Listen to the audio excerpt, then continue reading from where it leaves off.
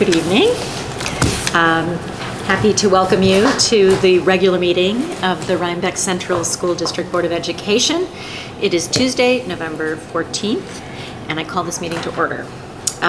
May I have a motion to approve the minutes of the October 24th, 2017 regular meeting? So moved. Second. Any discussion, corrections? Okay, all those in favor? Well, that's 5 of us. Motion passes. Oh, here comes Jacqueline. Oh, Okay. she may have something to say about the minutes. Sorry, it's too late. Too late to Missed the comment on vote. the She missed minutes. the vote. Moving on. We just approved the minutes, Jacqueline. Any corrections or? We have a moment for public comment. Any member of the public wish to make a comment? No. All right, excellent, good. There'll be time for public comment later. So then we can move on to reports and discussions, and we are very pleased to have Dr. Richard Hooley here tonight, our BOCES superintendent. Thank you. Yeah, it's fine. It's on. Yeah, It's on. It's recording. You It's can't not tell. done. Oh, okay, great. It's done. You don't hear You're yourself. close enough, I think I can project. So, thank you for the introduction. I just finished my second year and beginning my third year as district superintendent of BOCES. And I just wanted to come around and visit school boards and kind of give you an update on what's happening with us and open the lines of communication for any questions you have for me. So just as a first piece of information, I'd like to review how Rhinebeck interfaces with BOCES, what our work with you looks like in terms of student enrollments. You have a total of 36 students that work with BOCES in one way or another in terms of student programs. 30 of those 36 are enrolled in our Career Technical Institute, so 30 students there. You have one student in Salt Point Center. Salt Point Center is our K-8 program, primarily students with disabilities, but there are some other students housed in that location. You have one student there. You have no students in Beta, which is our alternative high school, and you have 2 students placed in in-district placements. Those are BOCES classes that are located in classrooms in other school districts. Sometimes that's just because there's a grouping at that school. Sometimes it's just about distance and travel and things like that. And 3 of your students are not really in BOCES programs, but they are served by itinerant teachers. That would be a teacher, let's say, of the visually impaired who might be shared by Rhinebeck and some other school, and so that itinerant instructor would be part of our staff working to serve students. So that's the extent of your involvement. And as I said earlier, this is just to make sure we have open lines of communication, and at the end, if you have some questions, I'll either answer them or get back to you. Just some updates about what's going on at BOCES. We have a new principal at our Salt Point Center, and this is very exciting for us. Melissa Murphy comes to us from a private special education school in the city. Those are schools that people pay tuition to send students from. Sometimes public schools place students in those locations. We have Green Chimneys would be an example, but they're down in the city. What's interesting about those placements is because people are spending so much money, they're very highly regulated and very highly investigated, let's say, because so much money is being spent that they really have to be clear about the obligations they have to IEPs and things like that. So that's a great thing for us. She has been in the saddle really since the summer and has already made a great number of changes, especially about the atmosphere of the building and the way we work with kids. Her background is as a behavior specialist, so behavior is her thing. And as you can imagine, many of the students who come to Salt Point Center are there because they have challenges in behavior. She teaches as an adjunct at Hunter College, and so we just feel very lucky to have her, and I think it will be a different place a year from now than it is even today. We have a new director of special ed. Her name is Denise Chikowski, If you saw Denise's last name, it's spelled D-Z-I. There's no J in it, but it's pronounced Jakowski. And she comes to us actually from a BOCES up north. We're one of the few BOCES I know of that didn't have a director of special ed. And last year we actually abolished the position, director of educational programs, in order to fund this position. And the advantage to a school district is that it's very good to have someone who has done that work in special ed. When you have CSE meetings, when you're looking at placements, she speaks the same language as your pupil personnel folks, and that's important. A large percentage of our population is special ed, so we think that was the right decision to make. We have just, and I mean, I think our last board member named a new coordinator of related services. Her name is Susan Smith. This is a person who makes sure we have enough occupational therapists and physical therapists, either to cover the students that schools are sending us, or to help school districts who can't find one just share a position in the county. So that position was just filled. And those are all the personnel issues. The other thing I'd just like to say to you is we've really focused for the last 2 years on literacy in our 3 educational, our student programs, K-12 programs. So what that means is that's all Point Center, where we have students with different levels of abilities. We've done a very nice job of assessing their skills. We haven't always done such a good job of meeting their needs from a teaching and learning point of view in terms of what does the instruction look like in early literacy, and especially for students with disabilities. So we've spent really some intense time with that. In the career in tech, you know, everybody thinks, well, these are folks that are working with their hands, and that's very true. But if you've read a manual lately about how to run a machine or how to fix something, the reading levels are quite complicated.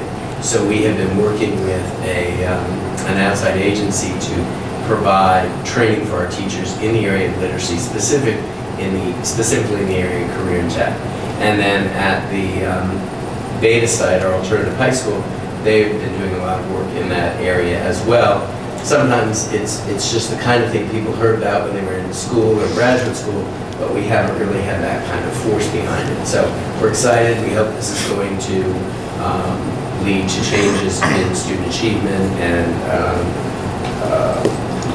in the case of the Beta site, better, quicker, faster graduations and things like that. But that is a focus of ours. In the area of professional development, we are working hard to up our game and become both more relevant and cutting edge. It may take us a little time, but we have succeeded in bringing some major names and educational thinkers to the county. Several weeks ago, a gentleman by the name of Chris Emden, who speaks about effectively teaching minority children in urban settings, presented at Justice BOCES. And I think Mr. Krebs was able to attend that. 5 members of the Rhinebeck staff are signed up for 2 other national speakers. One, Brian,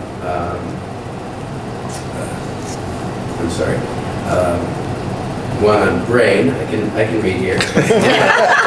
Brain research, speaking of literacy and special needs, and his name is Dr. David Souza, and the other is, the title is A Personal Look at Autism, and that is Dr. Temple Grandin. Oh. A very, very exciting speaker. So this is part of our a program that school districts can subscribe to. And I was able to, the great part about being in my job is I get to hear a little bit of all of these. So those are coming up, and I think Rhinebeck has five people signed up for each of those. And finally, we launched a program for leaders in pupil personnel, and Rhinebeck is also participating in that. So that's kind of a quick and dirty, and I'll be happy to answer any questions or write down your questions and go to somebody who really has the detail. Yes, sir. I have a question for you. Okay. About 5 years ago, the BOCES put a capital project out, and it didn't do so well. You look at the closed Beta down and add spaces at the CTI and the Salt Point Center. Is there anything in the plans in the near future? Divulge to the Rhinebeck Board early.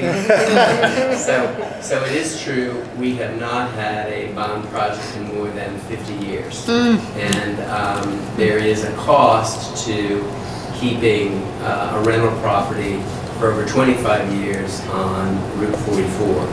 So I hope once we get our legs under us, I'll come back and see you in the winter and talk about where we hope we're heading. I will say this, because I think some of it is a little counterintuitive. Last time there was a lot of talk about how this was costing taxpayers if the bond passed, because the landlord didn't want us to leave. But we believe that there was, just from transportation alone, and I know it's not far, but just transporting students to 2 sites, if we could fit everything on 1 site. Sure. Our goal would be to do a terrific upgrade on that building, the CTI building, and do some expansion so that we could house our alternative high school kids. And we have dusted off a couple of plans. I think it was more like 9 years ago. And we actually Was it that long ago? a couple of years ago when I first arrived, but we were hoping that we could get some legislation passed which would keep a BOCES bond project out of your tax cap. Yeah, that's a big issue. And so we spent a lot of time doing that, passed both the Assembly and the Senate, and it is sitting with the governor, but we're not entirely sure that that's going to happen. But we're worried that continuing to wait might not be the best thing for your kids and the kids in the county. So we'll come back to you and try to answer questions, and it's a big deal, and it will probably take us a number of years just to organize the vote and all that. But yeah, more later is the answer to that question. Thank you. Other questions? I have to ask you about Temple Grandin. I'm sorry. Is this, could students attend this talk, or I think it's designed, I think it's the middle it's really of the for day. the, okay. So what we've done is we've created 2 kind of parallel programs. One is Finding the Brilliance, talking about people who think and know things about learning that they can share with adults. But we also, as I mentioned, have a series to support leadership and pupil personnel. So these dovetail nicely. Okay. So part of the day will be spent with that cohort of people who are working that way, and then the other part of the day will be open to everybody else. Okay. So yeah, it's exciting. That's huge. Yeah. That's wonderful. So, yes. I have a question, but thank you for taking the time. It's nice Yes. to hear the, things that you're doing. Well, thanks for having me. I know meetings can go long, and especially as it gets dark, it feels like it's already 10 o'clock. Yeah. As always, if there are questions or you have something you want to know more about, you can call us right up. People at BOCES are good about returning phone calls. You can certainly work through Joe or Tom or anybody, but we're happy to answer questions, and we are looking to do all we can to be better. So, thank you. Thanks very much. Okay. So let's move on to board committee reports. Long-range planning, I think we have 2 of those. 2, right? Yes. So I'm first and then you're next, okay.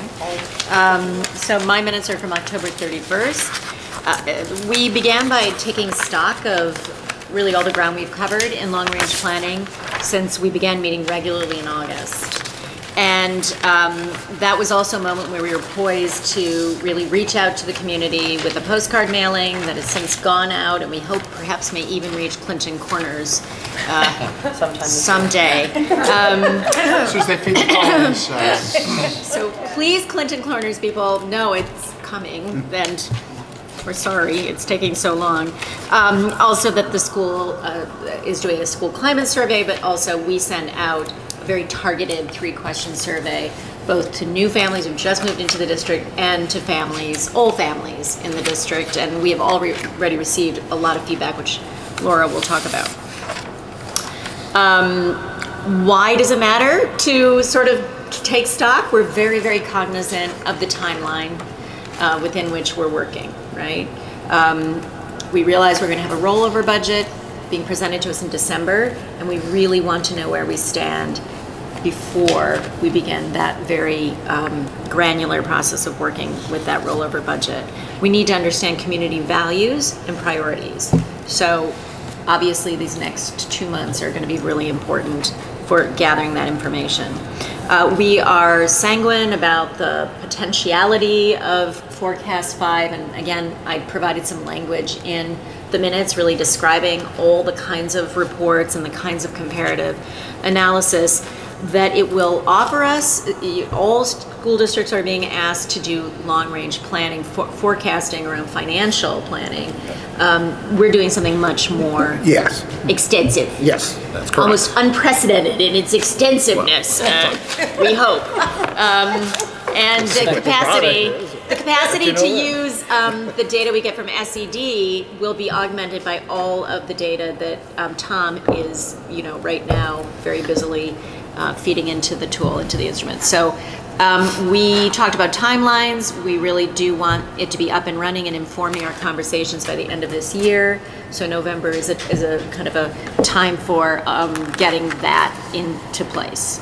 It will provide not just a snapshot, but allow us by changing assumptions and looking how the change in assumptions play out over several years, give us some ideas about different choices we might make and what they would look like over time.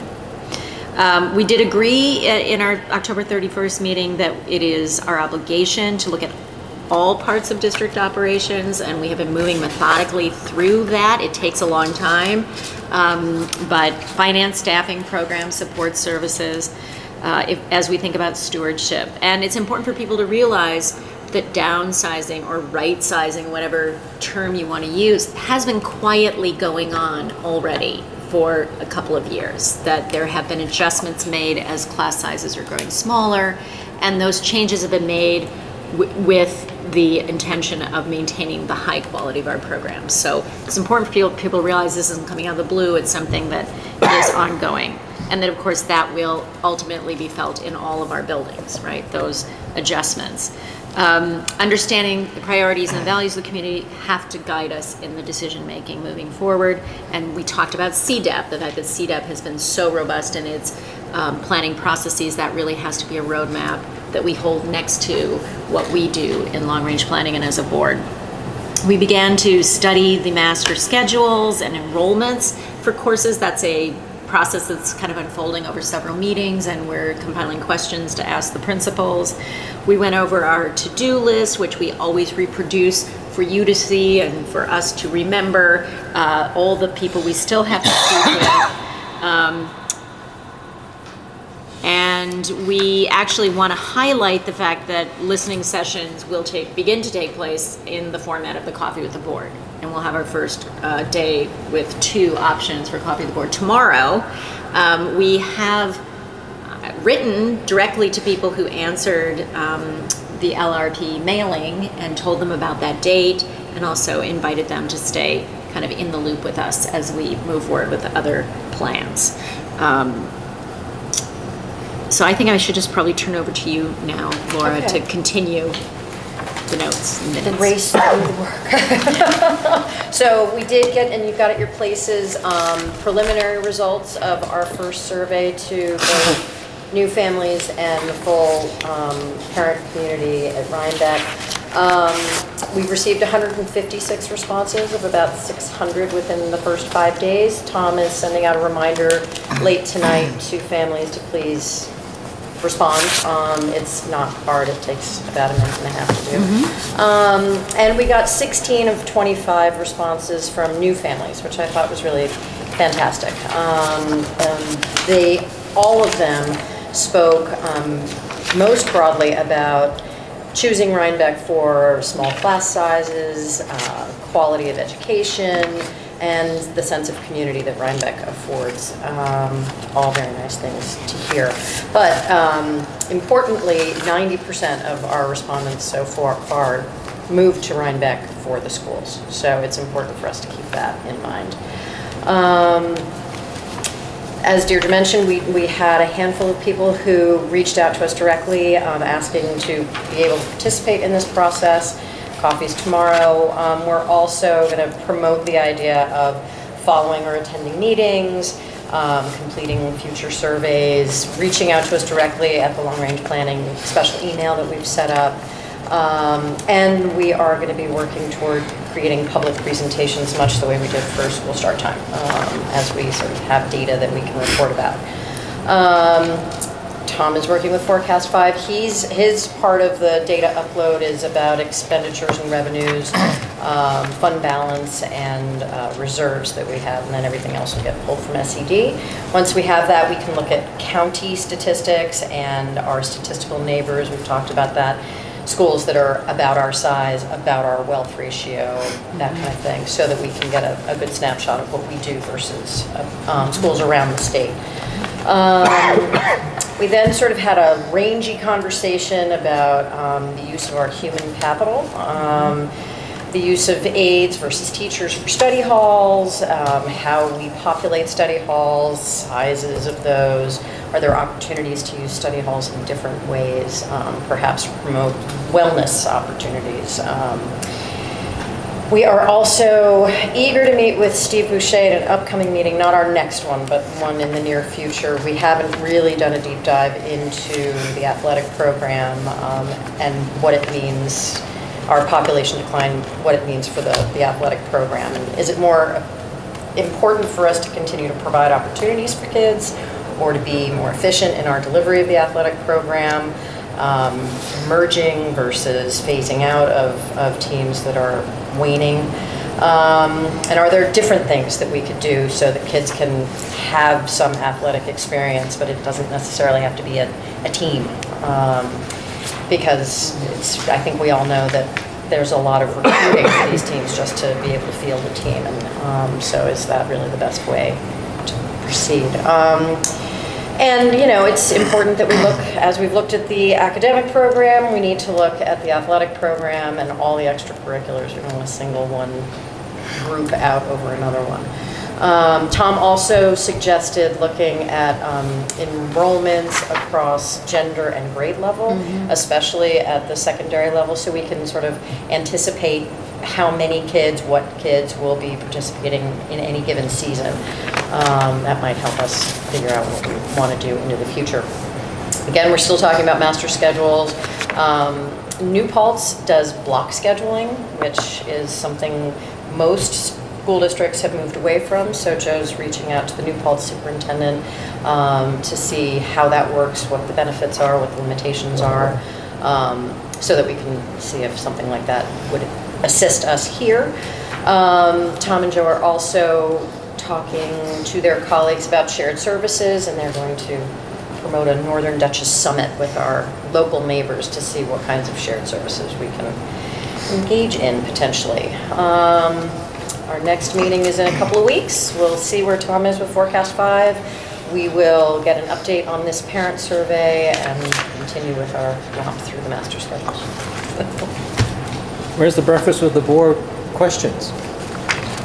Oh, well, we're sort of modeling them after the survey. You know, what's most important to you about your kids' education in Rhinebeck? And, you know, we really want it to be a sort of an interactive conversation with folks. You know, it's important for us to hear from our constituents. I should say one of the people who did reach out about getting involved said she's been consulting broadly with people in elementary school, and she wants to come and share some of what she's been hearing. So it's nice for people who are kind of presenting themselves as, you know, really committed to having the conversation that they are also doing outreach. It's a big network. Any other questions or comments? Okay. So we have finance. So this is the opposite of wording, right? Short and sweet. Really Deirdre and I like to talk. I should probably go before you guys. So we looked at the P&L statement for the cafeteria, and Tom found a couple other districts that have done some different types of formats, and we found a couple that looked a little bit more complete, a little bit more organized than what we currently have, and we just think it might be a little bit easier to comprehend and look at all revenues in one spot and all the expenses on the other side, and have the government kind of aid in with the revenue and stuff instead of having to jump around. So that, I think one of the recommendations would be to kind of upgrade that a little bit over time. Some budget transfers, which you guys will approve tonight, coming out of the BOCES line item into the general fund for the CLS inclusion class that was formed here.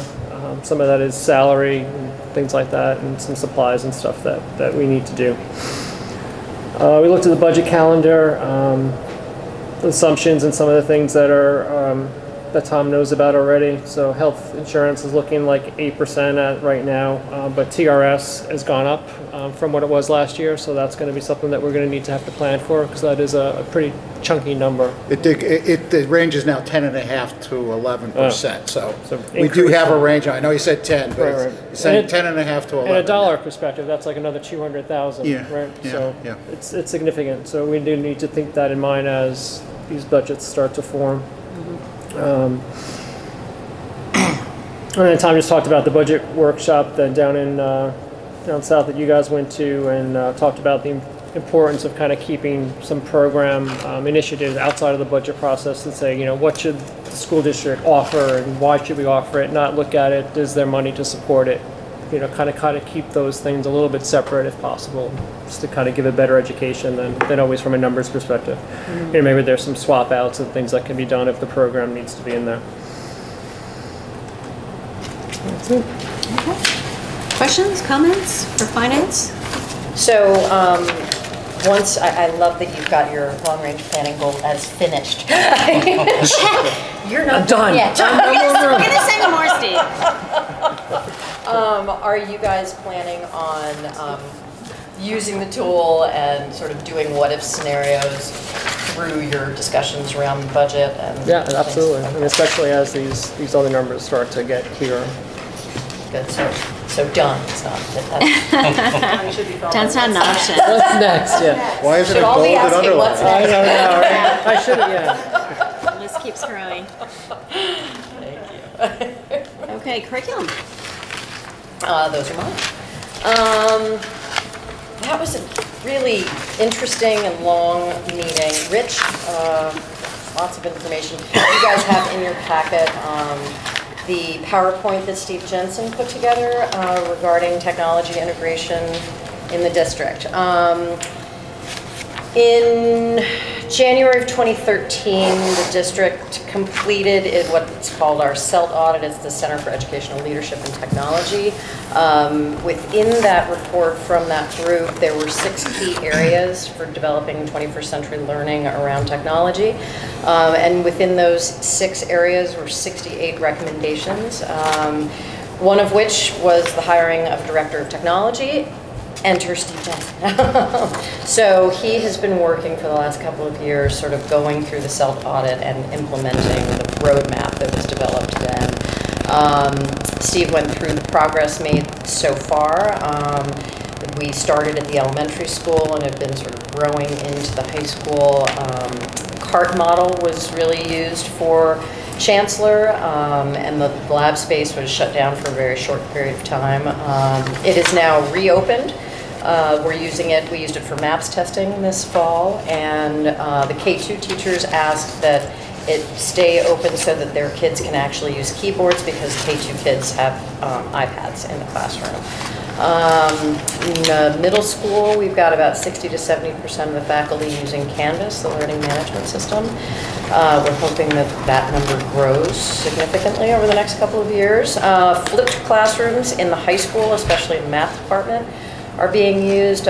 We've set up an AV room in the, a video recording room near the AV room over in the 140 wing.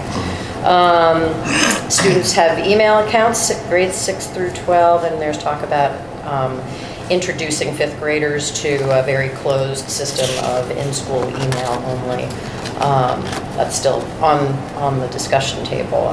Libraries in both buildings have been enhanced. We have district-wide Wi-Fi and the capacity to conduct assessments online.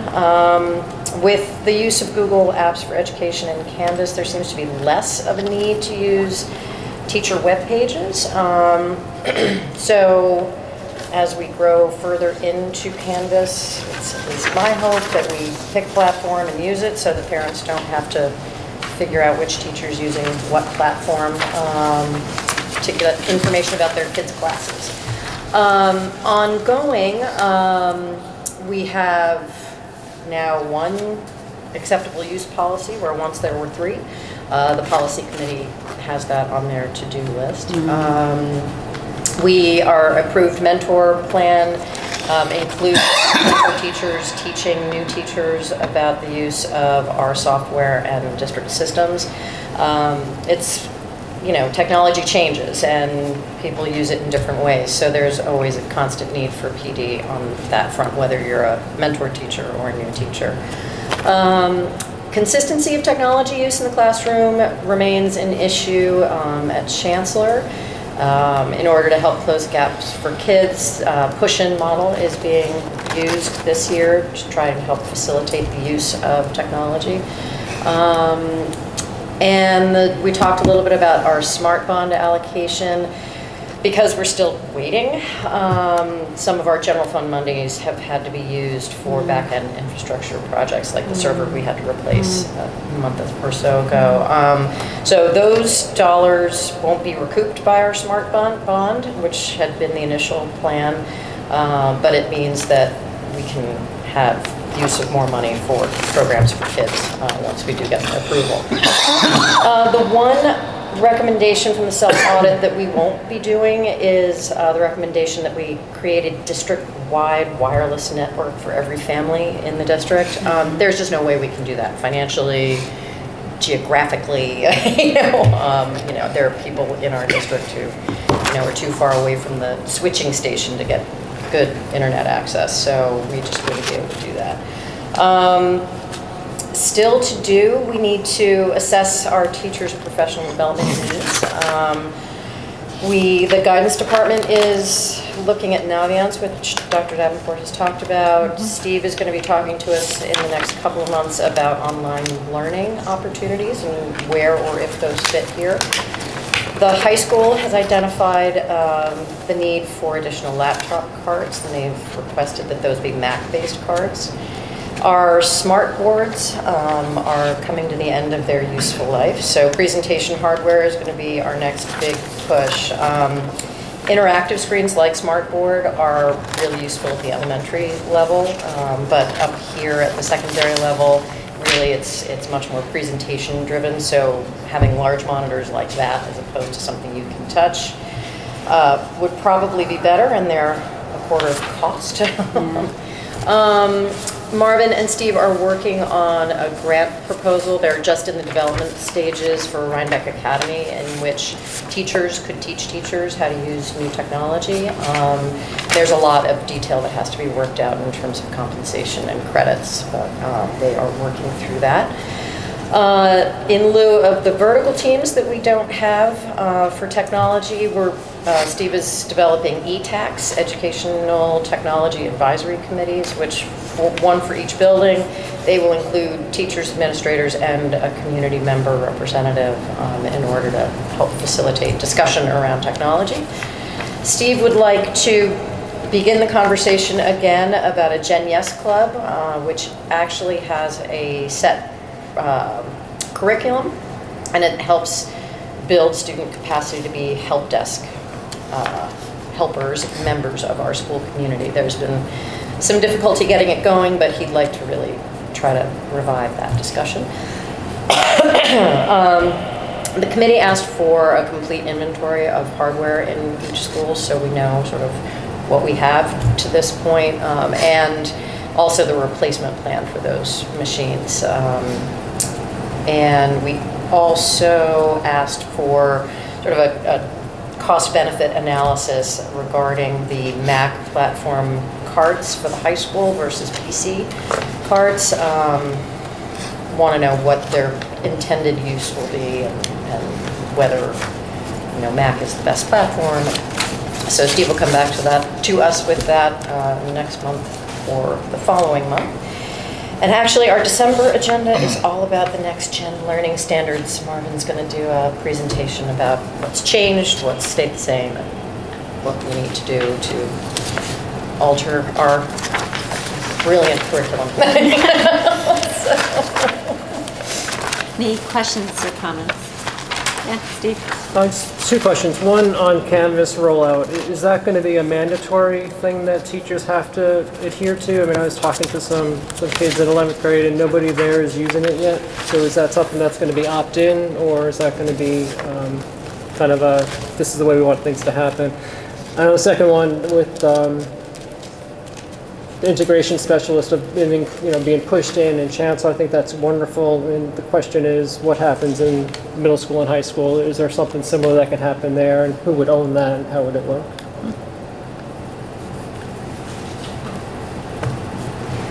I don't have an answer.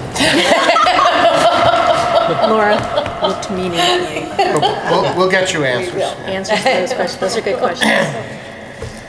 Those are good questions. Any other? Yeah. I just have a question regarding the use of Canvas and the teacher websites. Do we have a goal for when we're going to make a decision about which platform we're going to use? I asked a similar question about when we would be 100% at Canvas, and Steve is hoping that by the end of next school year, the majority of teachers would be on Canvas at the middle school, but that's not, I don't know that it's really migrated up to the high school in such a robust manner. It's really primarily the middle school right now. So the answer is no, but the following question is why and when? Okay. All right, so audit, was that today's audit committee? Is that, or do we have other audits? This was the first one. You want a committee? First met today? audit, yes. Because I don't have those minutes, I was gonna say, the ones for today. Audit part one. How'd that happen? Are they in here? I I don't think they're in here. How did your shoehorn in audit committee? He was a very busy man today. He was multitasking. I don't see an audit, is audit in here? No, we have no Yeah, because we audit. did that about 2 weeks ago. About 2 weeks ago. All right, Oh, right, those. Yeah. We talked You'll about just have doing an to wait for RFP. Yeah. for today? And, I, and extra Oh. classroom activities I we didn't think- discussed. It was a Are lot you like doing it? today's I was meeting. on you the were phone. I gone. couldn't hear. okay, I'll try to do a They combined them and they're combined similar. minutes.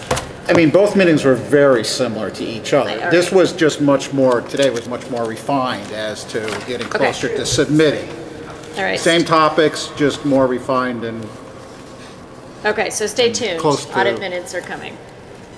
Communications. That's me.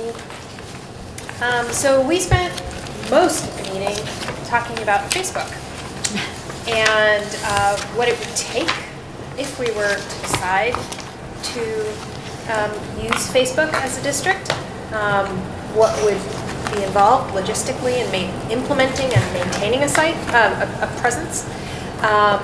And we talked around it a lot. In my introduction, I jumped to the bottom line, which is that by the end of the meeting, there was a general agreement that the logistical and practical hurdles can probably be overcome, and that the positives outweigh the negatives, and that everybody seems fairly open to it, more open to it than in the past. Steve talked to us about the research that he's been doing regarding usage of Facebook by our neighbors. He's looked at 38 districts. 22 had Facebook pages, 16 didn't. One district said they had a page, but he couldn't find it. Another district had individual school Facebook pages, but no unified district page. Within Dutchess County, 8 out of the 13 districts use Facebook in some form, although Poughkeepsie has one, it's not kept current, and Millbrook doesn't have a district page, but some of the individual student organizations have pages. There is definitely a similarity, I mean, that the larger districts tend to have the Facebook pages and the smaller districts tend not to have Facebook pages. We talked about what would be involved in generating Facebook comments and controlling content and controlling comments. And Steve has started calling individual districts to ask about how they handle comments and who maintains the page, but he's waiting to hear back from most of them. We also wanted him to ask, how are you feeding your Facebook page? How many people have administrative access? And do you use Facebook ads? Joe noted that we wouldn't want to get rid of the district website if we started using Facebook. Even though there would be some crossover in content, it would be great to have an easy way to forward or announce district web page additions over Facebook, but there's enough different stuff that is housed on the district website that could not be organized on Facebook. There was some question about whether, I believe Ed Schindler, who designed our district website, said that we may have the capacity to automatically post tweets to Facebook, which would help minimize workload. If not, then perhaps we can develop that. And we talked about maybe we could get Steve Boucher's tweets, since he uses Twitter a lot, to get those tweets to go to Facebook too. But that we would probably have to rely on some limited crowdsourcing, getting content from principals, coaches, librarians, leaders in the buildings. And so we talked some more about the logistics of that. We also talked about how to manage comments, and we referred back to the presentation that was given at NISBA, 187 words, using filters in order to create controls. I brought up the possibility of using Facebook advertisements as a way to promote district news, surveys, and events. That was kind of a new topic that I don't think had been discussed yet, so we were just getting started exploring that. And then in other business, Laura noted that Tuckahoe does a recap of their progress on goals in April, and talked about whether we would want to do that or not, and we'll decide as things go forward whether we have meaningful content to report on, and what form of public communication that would take. And we talked about the postcard mailing and some of the responses that we got so far. Joe mentioned he got a spreadsheet with countywide house sale data disaggregated by school district, and he will be sharing this information with the full board.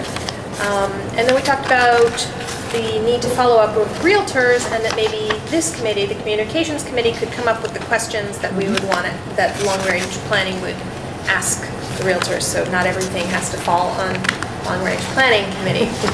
Awesome. Even though there's crossover between the committees, so you're doing it anyway. But, and the questions so far that were just brainstormed there were, who are the realtors mostly seeing? Are they families, retirees, weekenders? What questions do customers ask realtors about our school district? And do the realtors think that people would want a promotional or informational brochure about the school district? Good, thank you. Questions or comments for communications? Sounds like that's a definite to-do to help LRP, right? That sounds great. Okay. Sorry I didn't phrase it as a No, we're just so eager to like task other groups to do things. It's trying to use that language. Okay, so it's now time for good news. Good news. RSF sponsored the Discovery Festival a couple Saturdays ago. It was well attended. It was a lot of fun. We were there the whole day. Yes, we were. It was great. Joe came in. It was really fun. See all the kids engaged in the different activities. It's great. They thought it was between 600 and 700. That's awesome. Coming through. It's 4 hours. It was really great. One thing we noted with the survey, just with the sort of 1 week's worth of response, is so many people mention the Science Foundation as a major factor in what makes this district a place they want to be. So yeah, I think the Capital District up by Albany and North did a survey with realtors, and they said the average home price is increased by having these kind of foundations in the community and stuff. So it would be interesting to see if the realtors echo that down here. Yeah. So, Liz, did you have a? Jacqueline? I have good news. I can't remember when, it was after our last meeting.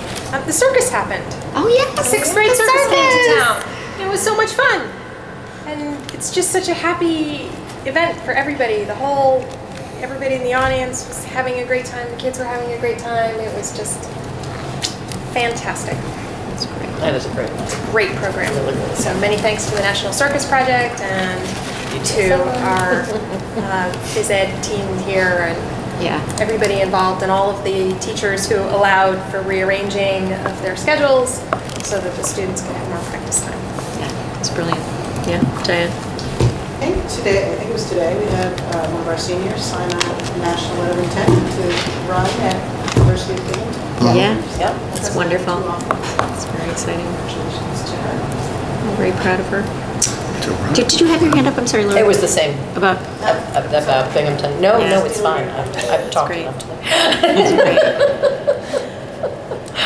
I have good news, which is Tom and I were both at the Veterans Day breakfast. Oh, yeah. And this was the first time I was ever fortunate enough to attend this breakfast, and it is an absolutely stunning event. And thank you for your service, Tom, and thanks to everyone in the community who is honored at this event. The kids do an amazing job. It's truly moving and really beautiful. And it was the 25th year, was it not, of this ceremony and this celebration in our district. So, And they're going to be updating the big plaque that's in the BMS. That's about set to go. So it's been 10 years since it's been updated. So they're going to be updating that. We need more space on the wall. Yes, Bigger cafeteria. Who does that? Who puts that all together? Bobby Bloomer. Well, I knew she put the event together, but who manages Who actually does board? that? Well, she's the one that maintains the list. Yeah. She's the go-getter on that one. Just about for everything. She's leading the way this way or that way. Yeah, her leadership. So she in told me this that is she was really doing that and reaching out to the extraordinary. It all gets etched in. So they just take a Word document and it just all gets etched in, and so I forgot who she said she does it with though, but somebody local.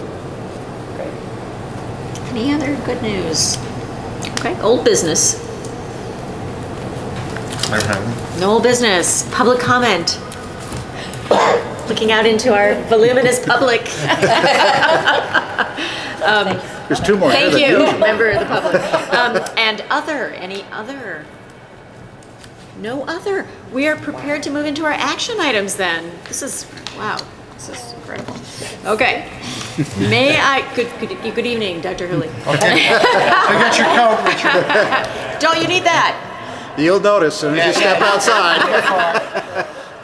All right, may I have a motion upon the recommendation? Oh, well, first of all, I should ask, does anyone wish to remove any item from the consent agenda? May I have a motion upon the recommendation of the superintendent of schools to approve the consent agenda? Just to let you know, in front of you is a revised 6.1.1. There's a revision at your desk, just to let you know. It's revised from the one that's in there. That's correct. Current. Oh, yes, thank you. So. All right. Second. Any discussion? All those in favor? That's unanimous, that motion passes. May I have a motion upon the recommendation of the superintendent of schools to accept a grant award from the Rhinebeck Parent Teacher Student Organization, PTSO, for the journalism class contest submitted by Sarah Wheeler in the amount of $100 as stipulated? So moved. Second. Any discussion? Thank you very much to the PTSO for its support of this initiative. All those in favor? Okay. It's unanimous, that motion passes. May I have a motion upon the recommendation of the superintendent of schools to approve the list of additional emergency conditional substitute teachers and substitute non-instructional staff for the 2017-18 school year? So moved. Second. Any discussion? All those in favor? It's unanimous, that motion passes. May I have a motion upon the recommendation of the superintendent of schools to approve additional summer 2017 curriculum work? So moved. Second. Discussion? All those in favor? It's unanimous, that motion passes. May I have a motion upon the recommendation of the superintendent of schools to approve additional coaches, advisors for the 2017-18 school year in accordance with the 2016-17 RTA salary schedule? Girls basketball varsity David Jutton, $4,532. So moved. Second? Discussion? All those in favor? It's unanimous, that motion passes. May I have a motion upon the recommendation of the superintendent of schools to approve a medical leave request under the Family and Medical Leave Act for Sherry Race, food service worker, having commenced on October 5th, 2017, until on or about January 3rd, 2018, or upon clearance by her healthcare provider to return to work. So moved. Second. Any discussion? All those in favor? That's unanimous, that motion passes. May I have a motion upon the recommendation of the superintendent of schools to approve an extension of the leave request under the Family and Medical Leave Act granted to Ashley Wilsey, currently commencing on or about January 2nd, 2018, with such leave to be taken as paid medical leave through the period of disability as certified by physician in writing through February 13th, 2018, or thereabouts, to the extent of her accrued sick leave, and thereafter to grant an additional 6 weeks of unpaid childcare leave through March 27th, 2018, or thereabouts. So moved. Second. Any discussion? All those in favor?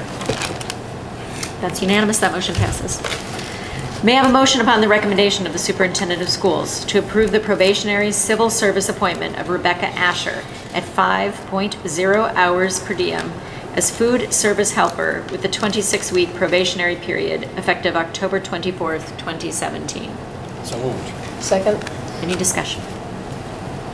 All those in favor? It's unanimous, that motion passes. May I have a motion upon the recommendation of the superintendent of schools to approve the appointment of additional advisors for Rhinebeck High School for the 2017-18 school year? See attached. So moved. Second. Any discussion? All those in favor? It's unanimous, that motion passes. May I have a motion upon the recommendation of the superintendent of schools to approve the appointment of Jennifer Ramo to conduct athletic placement process APP fitness testing for the 2017-18 winter sports season as necessary? So moved. Second? Any discussion? All those in favor? That is unanimous, that motion passes. May I have a motion upon the recommendation of the superintendent of schools to approve the attached 2017-18 budget transfers in accordance with board policy number 6150? So moved. Second? Any discussion? All those in favor? That's unanimous, that motion passes. May I have a motion upon the recommendation of the superintendent of schools to accept the grant award from the Rhinebeck Science Foundation, RSF, in support of funding for the CLS STEM Fair submitted by Allison Vaccarino in the amount of $1,525 as stipulated? So moved. Second. Any discussion? We are grateful to the RSF for supporting this initiative. All those in favor? That's unanimous, that motion passes. May I have a motion upon the recommendation of the superintendent of schools to approve the appointment of Amanda Smeeds as a long-term substitute in the position of academic support teacher at the Rhinebeck High School, effective October 23rd, 2017 through December 3rd, 2017, at the pleasure of the board, in accordance with Board of Education policy number 9410 and the 2016-17 non-unit salaries. This appointment is to fill the vacancy created by the medical leave of absence granted to Karen Signer, academic support teacher in the Rhinebeck High School. So moved. Second. Any discussion? All those in favor? That's unanimous, that motion passes. May I have a motion upon the recommendation of the superintendent of schools to approve the civil service appointment of Ralph Chinese to the position of teacher aide with a 26-week probationary period, effective September 6, 2017, at a salary of step 1, $21,652 prorated, please note prorated, in accordance with the Annie salary schedule for 2017-18. So moved. Second. Any discussion? All those in favor?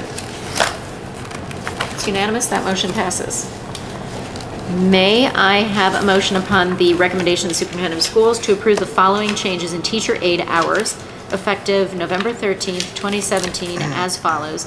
Lucy Munger, an increase from 5.75 hours to 7.0 hours per day and Patricia Ewell, an increase from 3.0 hours to 5.75 hours per diem. So moved. Second. Any discussion? All those in favor? That's unanimous, that motion passes. I believe we have no business. Or we I'd do like have to suggest, business. based on my meeting with the Personnel Committee a little earlier today, for a really very brief Okay. executive session Okay. regarding contract negotiations Okay. with the Rhinebeck Teachers May I Association. may I have a motion to move into executive session for that purpose? So moved. Second. All those in favor? We are moving into executive session. Thank you for joining us.